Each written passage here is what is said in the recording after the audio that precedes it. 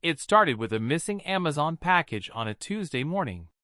Karen Pemberton, president of the Willowbrook Estates HOA for the past 3 years, stood on her perfectly manicured lawn clutching a delivery notification like it was evidence in a murder trial. Her blonde bob swayed dramatically as she marched across the street to my front door, her designer sneakers clicking against the pavement with military precision. "I am absolutely certain that my neighbor stole my package. The tracking says delivered, but it is nowhere to be found. This is theft, plain and simple." I opened the door to find Karen's face flushed with righteous indignation, her arms crossed beneath her monogrammed cardigan. Behind her, I could see other neighbors peering through their curtains, already sensing the drama that was about to unfold. Karen had a talent for turning the smallest inconvenience into a neighborhood-wide spectacle. "Good morning, Karen. What can I help you with today?"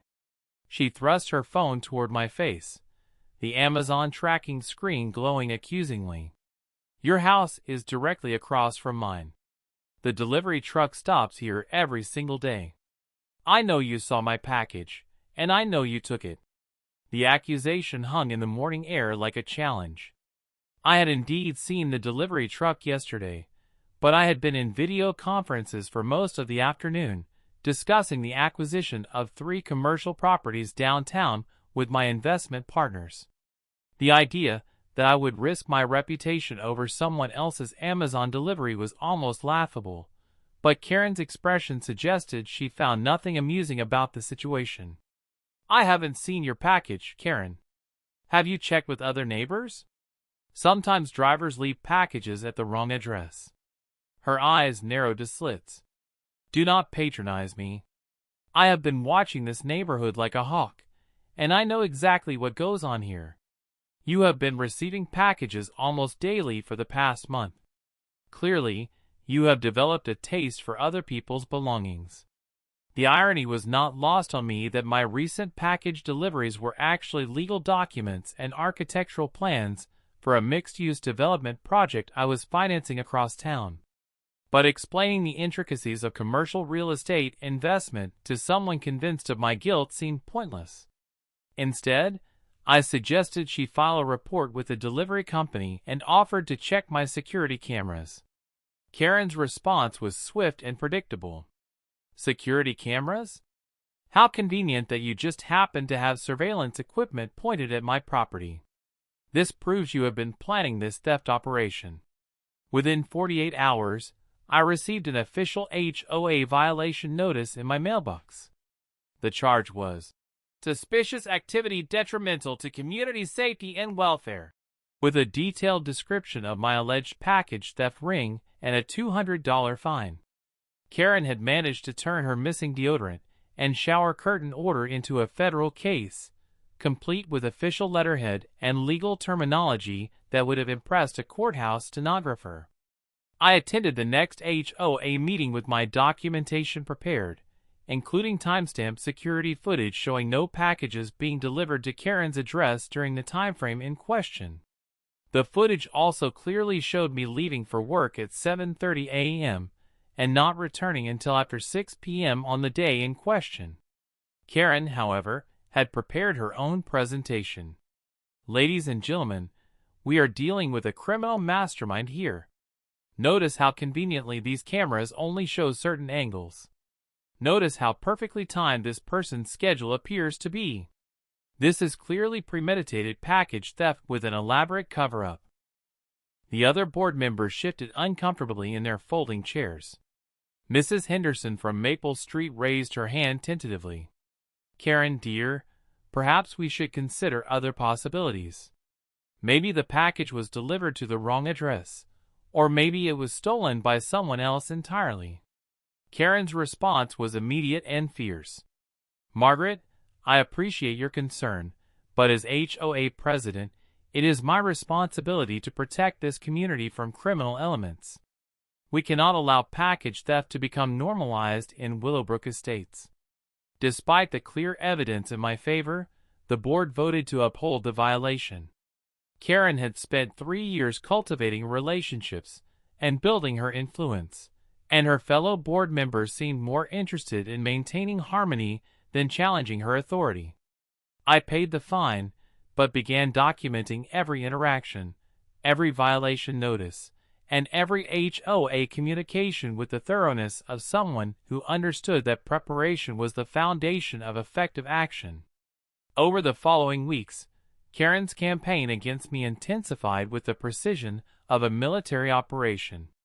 She began patrolling the neighborhood at various times throughout the day, taking photographs of my property from multiple angles, and filing reports about increasingly minor infractions. My garbage can was positioned 6 inches too far from the curb. My lawn sprinkler system activated 15 minutes outside the approved watering window. My car was parked at a slight angle that violated the orderly vehicle placement clause in the community guidelines. Each violation came with detailed documentation and increasingly creative interpretations of HOA rules. Karen had discovered that the community guidelines contained enough ambiguous language to justify almost any complaint, and she wielded this power with the enthusiasm of someone who had finally found her true calling in life. The other residents began avoiding eye contact when they saw me, as if associating with a known criminal might result in their own harassment. The breaking point came on a Thursday morning when I discovered Karen standing in my driveway with a tape measure, carefully documenting the exact placement of my recycling bins. When I approached her, she looked up with the satisfied expression of a detective who had just solved a complicated case. "I am conducting an official HOA inspection of your waste disposal compliance. These bins are positioned in clear violation of Section 12, subsection 4 of our community guidelines." I examined the positioning myself. The bins were exactly where they had been every Thursday for the past 2 years, in the same location used by every other household in the neighborhood. "Karen, these bins are in the standard position. Everyone places their recycling here." She tapped her tape measure against her clipboard with theatrical precision. "Everyone else positions their bins parallel to their garage doors. Your bins are positioned parallel to your driveway. This creates visual discord that undermines our community's aesthetic standards." The violation notice arrived that afternoon, complete with photographs taken from multiple angles and a detailed diagram showing the precise deviation from Karen's interpretation of proper bin placement. The fine was $300, and the notice included a warning that repeated violations could result in legal action to force compliance with community standards. That evening, I made a series of phone calls to contacts I had developed during 15 years in commercial real estate development. The first call was to my attorney, who specialized in property law and had helped me navigate complex zoning issues on previous projects. The second call was to a private investigator who had assisted with due diligence on several acquisitions. The third call was to the county clerk's office, where I had maintained professional relationships since my early days flipping foreclosed properties. Within a week, I had assembled a comprehensive dossier on every aspect of Willowbrook Estates' HOA operations, including the complete history of Karen's presidency, detailed financial records, and a thorough analysis of every violation notice issued during her tenure. The pattern that emerged was remarkable in its consistency. Karen had issued 97 violation notices during her 3 years as president. 43 of those violations were against households that had opposed her election or questioned her decisions. The remaining violations were distributed among residents who had committed the cardinal sin of being more attractive, successful, or popular than Karen herself. More interestingly, my investigation revealed that Karen's own property had never received a single violation notice, despite several clear infractions that had been documented by frustrated neighbors. Her fence exceeded the height limitations by 8 inches. Her garden shed was positioned 3 feet closer to the property line than regulations allowed. Most significantly, her elaborate outdoor lighting system violated both the community guidelines and county ordinances regarding light pollution. but the real treasure was hidden in the HOA financial records. Karen had been approving expenditures for landscaping, maintenance, and community improvements through a company called Pemberton Property Solutions. The company was owned by her husband, Marcus Pemberton, and had been receiving HOA contracts worth approximately $30,000 annually for the past 3 years.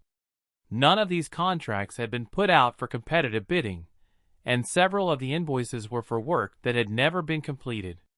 Armed with this information, I began developing a strategy that would use Karen's own system against her with surgical precision. The first phase involved filing formal complaints about each of Karen's property violations, complete with professional photographs and detailed measurements. I submitted these complaints through the official HOA channels, copying every board member and including references to the specific guidelines that had been violated. Karen's response was predictably explosive. She called an emergency HOA meeting and accused me of harassment, retaliation, and attempting to undermine the stability of our community leadership. This person is clearly trying to destroy our neighborhood association through frivolous complaints and personal attacks. We cannot allow this type of behavior to continue. However, the board members found themselves in an uncomfortable position.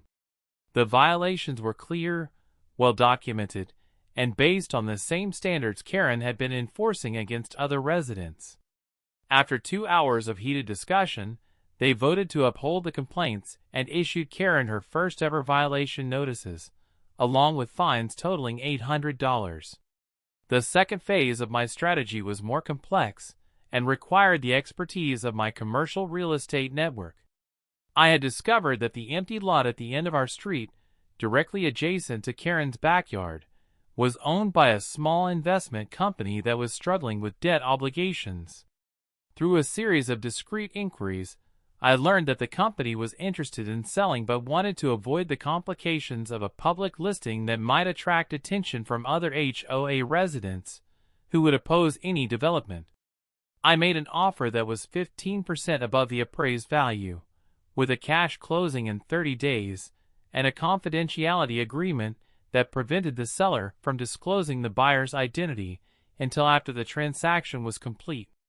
The lot was zoned for residential development, but the zoning laws also permitted certain types of commercial activities under specific circumstances.